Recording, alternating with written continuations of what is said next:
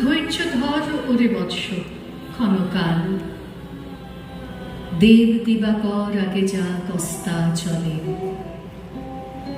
সন্ধ্যার তিমির আসুক নিবিড় হয়ে, কহি তোরে বীর কুন্তি আমি।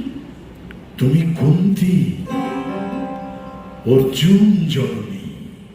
অর্জুন জননী বটে, তাই মনে মনে দেশ করিও না বৎস।